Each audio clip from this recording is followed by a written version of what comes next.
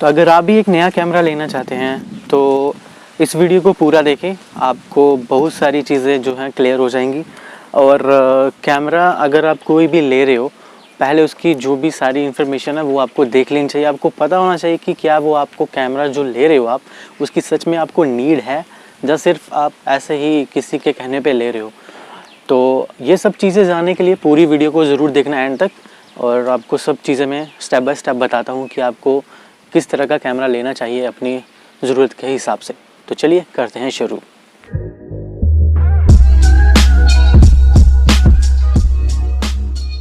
Hello नमस्ते सत श्री अकाल, मेरा नाम है गुलशन मरोन, आप देख रहे हैं मेरा यूट्यूब चैनल जम्मू राइडर। वैसे आज राइड के क्या बोलते हैं विपरीत एक अलग वीडियो लेके आया हूँ मैं। तो आज कैमरा के रिलेटेड वीडियो लेके आया हूँ। तो एक्चुअली चैनल हमारा सब कुछ डाल देते हैं भाई हम, तो सोचा इस बार क्यों ना मैं अभी कैमरा लिया है तो क्यों ना मैं आपको इसके रिलेटेड एक वीडियो दिखाऊं। और इसीलिए मैं आज ये वाली वीडियो बना रहा हूँ। टाइटल और थंबनेल सब आपको पता चल ही चुका है, इंट्रो भी आपने स्टार्टिंग में देख लिया। तो इसकी जो आज वाली वीडियो वो सब इस टॉपिक पे रिलेटेड होने वाली है। तो चलिए करते हैं शुरू। तो दोस्तों, जब भी हम कोई कैमरा लेने के लिए इन्वेस्टमेंट करते हैं, जब कोई भी कैमरा हमें लेना हो तो सबसे पहली चीज़ होती है हमें इतना पता होना चाहिए कि क्या हमें वो कैमरा चाहिए या नहीं। क्योंकि आजकल क्या होता है ना कि आपको इंस्टाग्राम पे, फेसबुक, मतलब यूट्यूब, हर जगह पे आपको ऐड मिल जाती है देखने को। तो इतनी सारी एड्स होती हैं, उसमें से आपका इंटरेस्ट उन ऐड में चला जाता है, बल्कि आपका इंटरेस्ट होना चाहिए कि आपकी नीड क्या है। बट आप उसमें चले जाते हो कि हाँ वो अच्छा लग रहा है तो वो ले लेता हूँ। बट आप इतना पैसा अगर इन्वेस्ट करने जा रहे हो, अगर आप समझ लो यूट्यूब के लिए, ब्लॉगिंग के लिए कैमरा लेने वाले हो, तो सबसे पहली चीज़ होनी चाहिए आपको उसमें क्या फ़ीचर्स चाहिए। अगर वो फीचर्स आप ढूंढ रहे हो, जैसे कि यहाँ पे आपको ये स्क्रीन मिल जाती है, फ्लिप स्क्रीन होती है, ये सबसे इम्पोर्टेंट चीज़ होती है। अगर आप ब्लॉगिंग के लिए लेना चाहते हो, फोटोग्राफी के लिए लेना चाहते हो, उसके लिए आपको लेंस जो होते हैं और आपका जो सेंसर है वो देखना चाहिए। बट मोस्टली क्या होता है कि लोग बस वही जो आती है एडवर्टाइजमेंट, उसे देख के उसी में चले जाते हैं। तो ऐसा मत करें, वरना आप बेकार कैमरा ले लोगे। क्योंकि आप इतना पैसा इन्वेस्ट करोगे और ऐसे ही कुछ भी ले लोगे तो वो अच्छा नहीं रहेगा। तो सबसे पहली चीज़ आपको याद रखना चाहिए कि क्या आपको जो चीज़ आप ले रहे हो उसकी आपको नीड है। उसके बाद नेक्स्ट स्टेप पे चलिए। तो क्या होता है ना कि बहुत सारे जो कैमरास होते हैं वो आपको कुछ ज़्यादा ही फीचर्स दिखाते हैं, मतलब कि अपनी एडवर्टाइज में, कि इसमें 4K है, इसमें 30 से ऊपर मेगापिक्सल का कैमरा जो इसमें दिया गया है, वो सब चीज़ें हैं। बट क्या आपको वो सब चीज़ें चाहिए? अब देखिए, आपको अगर आपके पास जो सिस्टम है, समझ लो आपके पास जो लैपटॉप है, अगर उसमें 4K वीडियो चलेगी ही नहीं तो आपको 4K कैमरा लेने का फ़ायदा ही क्या होता है? तो वो सब चीज़ें आपको देखनी चाहिए कि क्या आपको 4K जो वीडियो आप रिकॉर्ड करोगे 4K में, जो फ़ोटोज़ आप लोगे 38 मेगापिक्सल में, वो रॉ फुटेज जो होगी वो क्या आपके लैपटॉप में सपोर्ट करेगी? तो ये सब चीज़ें देखने के बाद ही हमें नेक्स्ट स्टेप पे जाना चाहिए। तो ऐसे नहीं कि आपने देखा कि 4K कैमरा है और मेरा बजट बहुत ज़्यादा है तो मैं ले लेता हूँ कोई भी कैमरा उठा के, ऐसे नहीं। ये सब चीज़ें होती हैं जो आप गलती कर देते हो और फिर बाद में आप पछताते हो।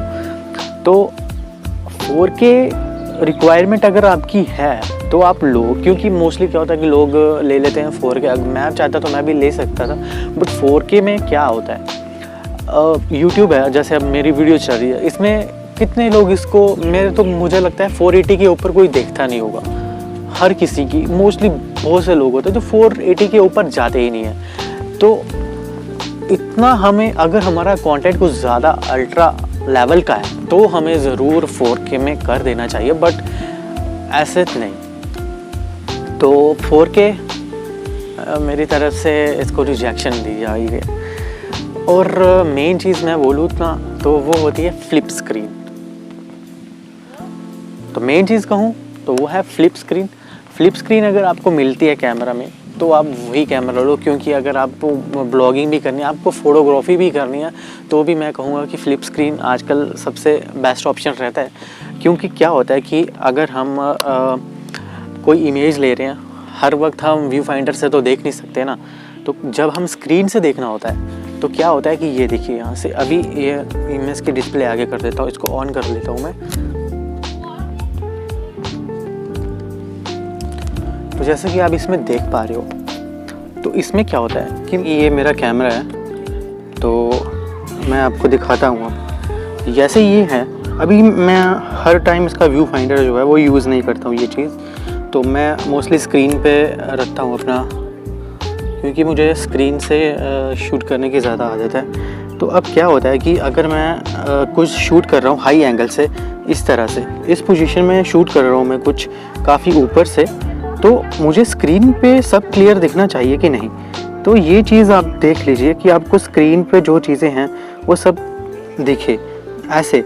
और अगर आपकी स्क्रीन इस तरह से इसी में लगी होगी तो आप क्या ही देखोगे और क्या ही शूट कर पाओगे आप। तो ये चीज़ें होती हैं। अगर आप लो एंगल से कुछ ले रहे हो, मतलब कि आप इस ऐसे ले रहे हो, तो आपको ये रोटेट स्क्रीन जो होती है इसमें ये बेनिफिट मिल जाते हैं ना। तो इसीलिए मैं हमेशा से ऐसी स्क्रीन ही रेकमेंड करता हूँ कि आप फ्लिप स्क्रीन जो होती है वो लें। तो वैसे तो सोनी के कैमरास में पहले ही ऐसी चीज़ नहीं होती थी। वैसे ये कैनन का है, तो इसको अभी बंद कर लेता हूँ मैं। तो यही चीज़ होती है कि आप अपने कैमरा में जो चीज़ें चाहिए आपको, अगर वो आपको मिल रही हैं तो आप लीजिए। और अब चलते हैं नेक्स्ट स्टेप की ओर। तो आपको बता दूं मैं कि अगर आप कोई कैमरा लेने वाले हो तो सबसे पहली चीज़ होती है आप उसके रिव्यूज़ देखो। बट ये नहीं कि आप किसी ब्लॉगर या किसी इन्फ्लुएंसर की आप वीडियोस देखते हो, यूट्यूबर की, तो सिर्फ उसी का रिव्यू देखो। आप बाकी सबका रिव्यूज़ देखो, उससे कंपेयर करो कि क्या जो चीज़ आपका फेवरेट यूट्यूबर ब्लॉगर जो है वो बता रहा है, क्या वो चीज़ें दूसरा भी बता रहा है। तो इस तरह से पता चलता है कि आपको कैमरा की पूरी डिटेल जो होती है वो पता लगती है। आप किसी भी वेबसाइट पे जाके रिव्यू चेक कर सकते हो और या उससे पता चल जाता है बहुत चीज़ें। इसके जो सैम्पल फ़ोटोज़ होते हैं, फ़ोटोज़ होती हैं, वीडियोज़ होती हैं और बाकी सब जो चीज़ें होती हैं वो सब आप चेक करोगे तो आपको पता लगेगा जो कैमरा आप लेने वाले हो उसके बारे में। तो ये सब चीज़ें होती हैं जो आपको ध्यान रखनी होती हैं कैमरा लेने से पहले। और सिर्फ जो हाईलाइटेड चीज़ें होती हैं, जैसे कि 4K दिखा दिया, 38 मेगापिक्सल दिखा दिया, फ्लिप स्क्रीन दिखा दिया, या और जो ऐसे फीचर्स हैं हाईलाइटेड जो बड़े फीचर्स होते हैं वो दिखा दिए, तो उस वजह से आप कैमरा ले रहे हो, वो मेरे ख्याल से एक अच्छा पॉइंट नहीं है। तो आपको मेन जो चीज़ें होती हैं जो आपकी रिक्वायरमेंट के हिसाब से सही बैठे वो चीज़ें देखनी चाहिए। And I am holding like this gun. तो अगर आप अपना जो कैमरा वो ले रहे हो आप यूट्यूब के लिए, तो सबसे मेन चीज़ें जो आती है वो एक तो फ्लिप स्क्रीन हो जाती है और ऊपर से हो जाता है एक माइक। जो माइक का पोर्ट होता है यहाँ पे वो होना ही चाहिए, क्योंकि बिना माइक के आप ब्लॉगिंग ही नहीं कर पाओगे तो आपका फ़ायदा क्या है उस कैमरा को लेने का। तो माइक, पोर्ट, फ्लिप स्क्रीन, ये चीज़ें होती हैं ब्लॉगिंग में। और फोटोग्राफी के लिए अगर आप देख रहे हो तो उसके लिए आपको लेंस अच्छा होना चाहिए, आपका सेंसर अच्छा होना चाहिए, वो सब चीज़ें होती हैं। अब अपने रिक्वायरमेंट के हिसाब से देख सकते हो। अभी मैं तो आपको ये नहीं बता सकता कि आपको कौन सा कैमरा लेना चाहिए कौन सा नहीं। मैं बस आपको क्लियरफाई कर रहा हूँ यहाँ पे कि आपको किन चीज़ों का ध्यान रखना चाहिए एक कैमरा को लेते टाइम। और अगर आपके पास एक कैमरा ऑलरेडी है और आप सेकंड कैमरा लेना चाहते हो, मतलब एक न्यू कैमरा पे अपग्रेड कर रहे हो, उससे भी आपको देखना चाहिए। अब फाइनली मतलब कि जैसे अब मेरे पास एक कैनन का कैमरा है और मैं अब लूँगा सीधा जाके सोनी का, तो मुझे ये चीज़ें फिर हो जाएगा कि इस कैमरा की जो एक्सेसरीज जो मैंने ली हैं वो उसके साथ मैच नहीं हो पाएंगी, तो उसमें यूज़ नहीं कर पाऊँगा मैं। जब किसी और ब्रांड का ले लेता हूँ, निकॉन का लूँगा, तो भी वो नहीं हो पाएगा मैच। तो अगर आपके पास ऑलरेडी एक कैमरा है और आप एक नए कैमरा पे अपग्रेड करना चाहते हो, तो सेम ब्रांड का कैमरा अगर आप लोगे तो बेनिफिट आपके लिए ज़्यादा रहेगा। अगर आप सोनी का यूज़ कर रहे हो तो आप अपग्रेड भी सोनी पे ही करें, और अगर कैनन का यूज़ कर रहे हैं और आप अगर एक्सेसरीज़ के साथ ठीक ठाक हैं तो फिर आप उसको अपग्रेड कर सकते हैं किसी और ब्रांड के साथ। जैसे कि अभी मेरा तो मेन सिर्फ ब्लॉगिंग के लिए होता है, यूट्यूब वीडियोज़ के लिए, तो इसीलिए मैं ये ले लिया। अगर मुझे अपग्रेड करना होगा तो मैं तो भाई सोनी पे ही करूँगा, क्योंकि मुझे सिर्फ वीडियोस में जाना होता है। और फोटोग्राफी के लिए तो अब इसको सेकेंडरी रख लेंगे हम, बट अच्छा है ये भी। कैनन 600D है ये, वैसे ये सेकेंड हैंड था। और एक और चीज़ बता देता हूँ, अभी याद आया ये, तो अगर आपका बजट कम है और आपको फिर भी कैमरा लेना है तो आप सेकेंड हैंड मार्केट जो होता है उसका ट्राई कर सकते हो। अगर आप सेकेंड हैंड कैमरा लेते हो उसमें भी बहुत चीज़ें आपको नोटिस करनी पड़ती हैं, वो मैं आपको अलग वीडियो में बताऊँगा कि सेकेंड हैंड कैमरा में आपको क्या चीज़ें देखनी चाहिए।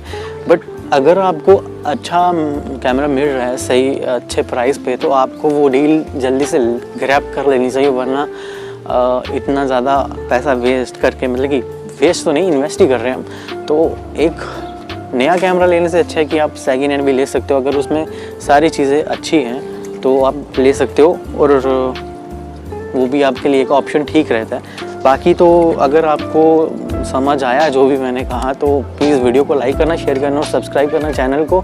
और जो चीज़ें इसमें रह गई होंगी, मैं अगर आपको लगता है कि कुछ चीज़ें बताना भूल चुका हूँ तो आप कमेंट कर सकते हैं, तो नेक्स्ट वीडियो में हम उसको कवर कर लेंगे। वैसे अगर आप लाखों का सेटअप लगाना चाहते हो, इतना सारा सामान लेना चाहते हो, मतलब कि लाखों का पूरी सारी एक्सेसरीज लेना चाहते हो, तो उससे पहले आपको सोच लेना चाहिए कि क्या आपको उस तरह के काम भी आ रहे हैं। अगर आ रहा है तो आप ले सकते हो। अगर बहुत कम कभी कभार मिल जाता है ऐसा कोई काम, तो अब रेंटल जो ऑप्शन होते हैं, क्योंकि आप रेंट पे भी ले सकते हो किसी से ये सब एक्सेसरीज जो होती हैं, camera gears and all that, तो आप रेंट पे भी ले सकते हैं। और ये भी एक बेटर ऑप्शन हो सकता है इतनी ज़्यादा इन्वेस्टमेंट करने से, क्योंकि आप इसमें तो 1 रुपये की इन्वेस्टमेंट नहीं करोगे, क्योंकि आप जो पैसा अपने क्लाइंट को चार्ज करोगे उसी से आप वो रेंट दे सकते हो, और उसमें अपनी इन्वेस्टमेंट भी, जो आपकी इनकम होगी वो भी आ जाएगी। तो ये सब चीज़ें सोचने के बाद ही आप ज़्यादा बड़ी इन्वेस्टमेंट करें। अगर आप सच में, अगर आपके पास काम ज़्यादा आ रहा है और आप ये चीज़ में ज़्यादा इन्वेस्टमेंट कर सकते हो। बट अगर काम कम आ रहा है, कभी कभार मिल जाता है बड़ा काम, तो फिर आप रेंटल ऑप्शन पे ट्राई कर सकते हैं। एंड बस यही सब पॉइंट्स जो है मुझे लग रहे हैं कि इस वाली वीडियो में कवर अप ठीक है। अगर आपको लगता है कि कोई पॉइंट रह चुका है तो कमेंट कर सकते हो।